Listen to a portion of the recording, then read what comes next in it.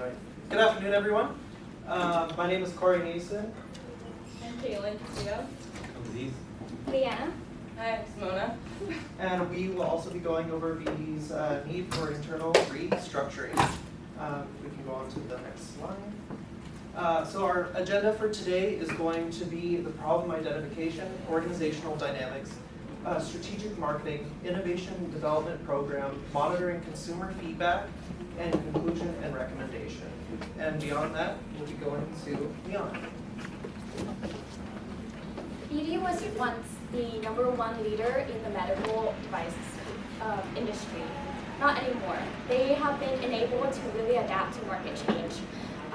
As we all know, the healthcare industry are always growing.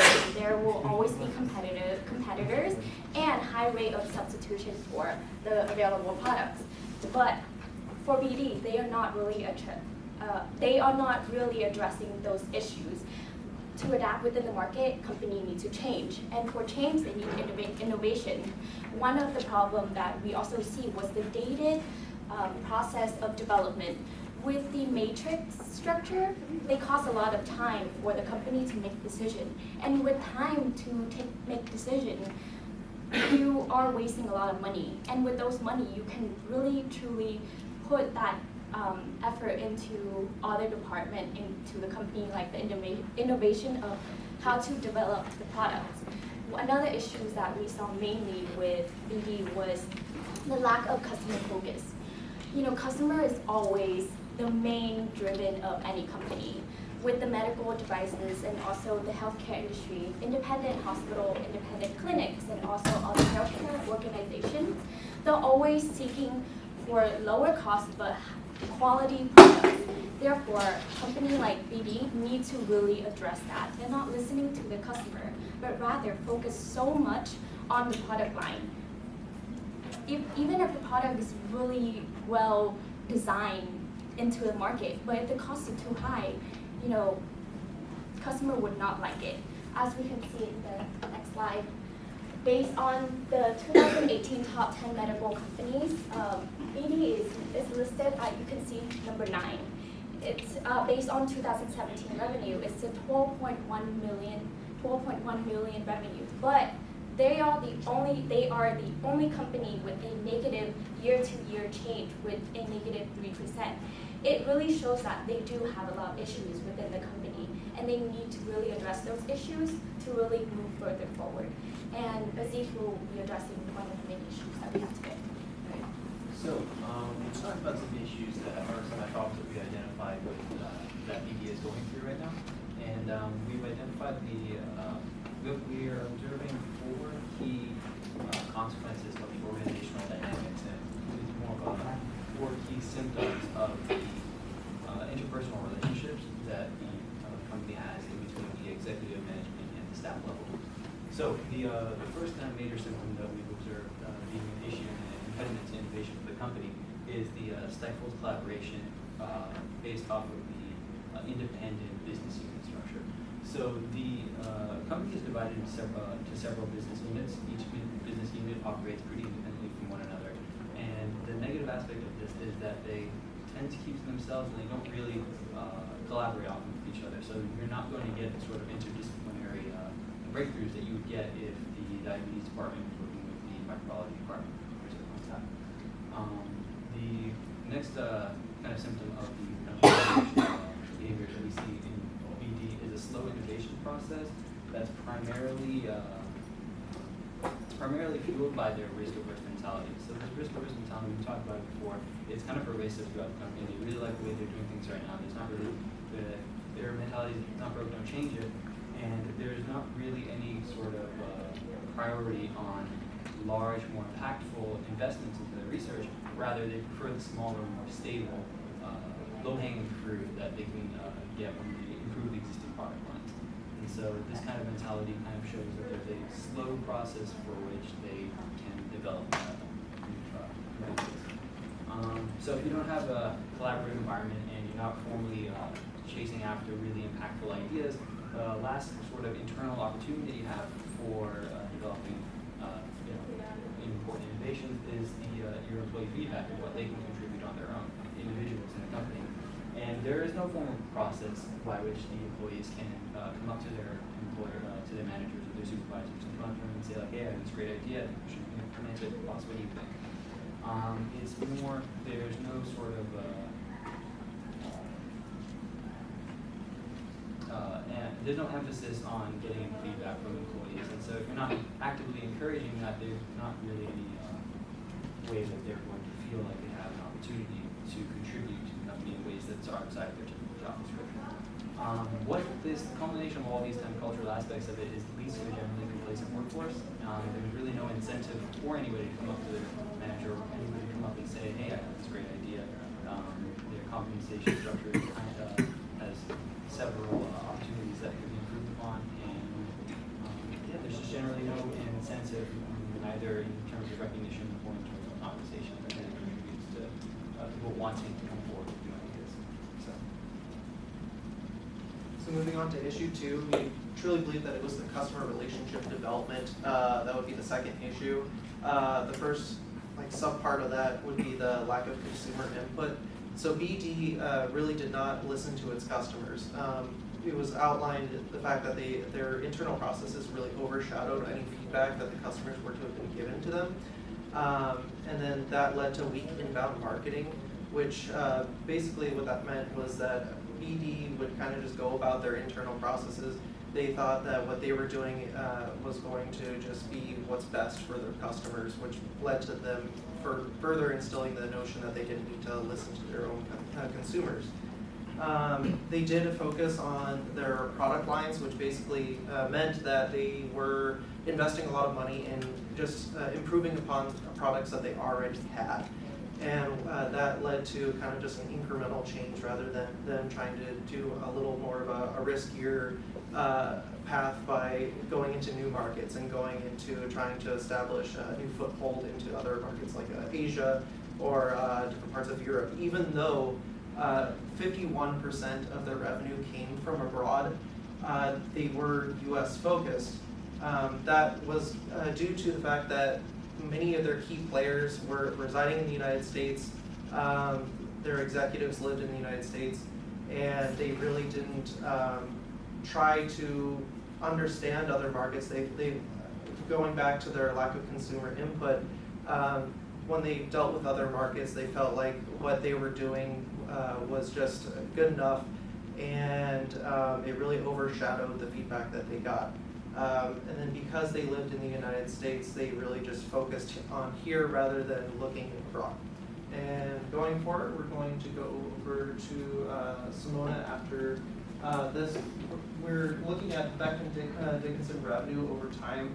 Around 2015 is when they instituted their new initiatives, and you can see that at first it started to go up, and now it's starting to dip.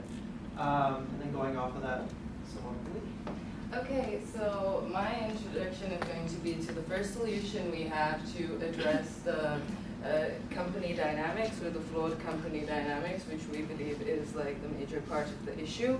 And what we are proposing is the Innovation Development Program, which is not only it's going to focus on two primary things, which is to initiate ideas and innovation through workshops, which will occur on a monthly basis, and they will last 2 days. So what's going to be done in these workshops is basically the initiation of new ideas. There's going to be some keynote speakers coming in to foster more of an innovative mindset in BD. But besides that, it's also going to focus on the organizational dynamics in terms of relationship building between the employees and the managers, because this will be a company-wide process, and it's going to happen at all BD locations. There's going to be live streaming services as well, so different R&D departments can communicate, all the employees can participate. So we feel that the detrimental part in aspect of BD's organizational structure is the lack of communication, and because the departments don't get to interact, the managers don't get to have feedback from their employees. This was a prevalent issue which we kept seeing. So our solution to deal with this would be the innovation workshop. Another thing we will do at the innovation workshop on the second day, and this will take 2 hours, is personality assessments. for the employees as well as the managers, so that we can unveil their strengths and their weaknesses. We can see if there are any prevalent issues with employee dissatisfaction that are affecting company procedures and work in the company, the way processes happen, efficiency or whatever. So this will help us identify if there are any issues which we can address. These personality tests, will help us identify them, and as well, it will help the employees figure out what their strengths and weaknesses are, and it will also help BD identify any potential leaders that might be in the company which are being left behind simply because they didn't have the exposure to do so. So we feel that this would be a good way of addressing it. So now I'm going to leave the floor to Kaylin, who's going to address the second proposed solution. So our second solution pertains to the lack of consumer relationships on BD's part, highlighted by Corey in the second issue. To combat this, we thought we would monitor all consumer interactions. First, we do this by employing a CRM, or Consumer Relationship Management System. A CRM system will allow us to identify any PNCs or potential new clients, find reason for dissatisfied or satisfied consumers, and then follow up on all of those forms, which will allow us to either turn a loss into a lead or to establish a relationship with a happy customer, which would create a return customer base and ensure the longevity of our company. Second, we want to employ any feedback platform. This could be in the form of call center or online forum on our website, and would create a direct relationship between our marketing team and our consumer instead of the inbound marketing system we have now. So these CRM systems and feedback platforms are going to create a lot of information that we'll need to track, and we'll do so through in-depth data analytics. This data will help us pinpoint exactly where our customers are, who are the most responsive, and what would be the best choice for our next business venture. And all this information will be used to gauge any future practices or to dial back, since we are just US focused right now.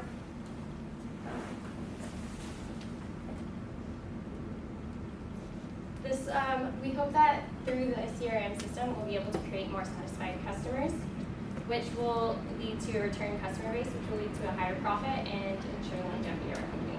And moving on to Leanna, she'll expand on our chosen solution. So in conclusion, we addressed two issues today. It was really about the organizational dynamics of the company. To address this issue, we want the company to really change within their organizational structure. And able to do that, they will be able to focus into what change they need to make within the company to be able to move forward into the future, to exceed the industry standard through focusing on their business strategies, what they want, what customer they want to retain. Because in the end, retaining customer, as Professor mentioned earlier in the lecture, is the number one profit revenue that went into for companies. And the two solutions that we proposed was to have a monitoring customer base system, and furthermore, the innovation development workshops. We recommend BD to choose the 2 days, the innovation development workshops every month for 2 days, and able to engage the employees and also the management. This will not only lead to higher employee morale and productivity, because the employee will feel like they can trust the company. They feel like the company care enough about them to stay and help innovate and give out ideas to make sure that the company will improve and possibly become the #1 leader again in the medical devices industry. Also, the one main important key that we want BD to really take out from this solution that we have recommended is the internal communication.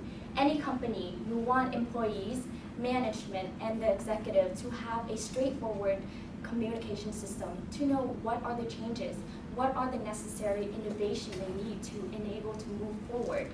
And with that, then they can have a better way to implement changes and keep their employees happy and move and expand the company into an outward international rather than the US base that they have been doing.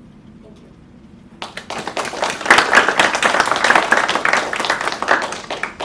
Any questions? Brenda? With this solution that you guys have proposed, or that you've recommended, is there an expected time limit? Because I know it's 2 days monthly, but is there like, let's say, is it for a year, is it for like 6 months, or is there any kind of? We have aimed for it for now to be 6 months, and once we will, like with the assessments and everything, it's good to have every 6 months to renew the assessment and to check, what has changed and what has improved, and furthermore, like what implementation they can change based on that. So basically annually, monthly, but if the program is doing well, it can go further to possibly 2 years to 5 years. Also, when we create assessments like that, they're often changed a lot. So what assessment we use this year might not be the same assessment we use next year, so that's due for reevaluation. The employee assistance will be done every 6 months as well, because we failed to mention that. And yeah, as Liana said, most companies have a town hall. We were looking at this as our town hall meeting that's going to happen every month. So like even if we do change the structure of it and it won't be focused so much on innovation, we do intend to keep it going on because we want to keep encouraging the relationship building and the team building structure that will be enabled in this innovation workshop per se, and then it might become something else over time. Anybody else? Sarah? I have a question on the workshops as well. So when you say today, I'm assuming like Saturday, Sunday, or are they weekdays? These are the paid workshops that there will be during company time. So these are things that we're encouraging the employees to go to, and that we're going to have them. This is a development workshop, so this is something that we're going to have the company directly. This is something that we're going to And you said encourage them to go. So are they required to attend these meetings for 2 days straight, or is it more of if you have the time in your work schedule to attend, it's voluntary? I think at the management level, it's going to be certainly required, and on the more staff level, it might not be a priority, or there might be like technical reasons why certain people can attend or cannot. So I think for the people who can attend on the on the staff level of the employment distribution, I think those might be more optional for them, and then the management and the kind of executive level could be much more rigidly enforced. And to add to that, there are incentives to encourage the employees to come. Like there will be practical things to do at every innovation workshop. There will be exercises, there will be trainers and keynote speakers. And the most innovative idea at the end of each of this workshop is going to receive some form of prize or a bonus on their salary. So. Simona did mention about the live stream. So even if they miss it, there will be internet access to have that.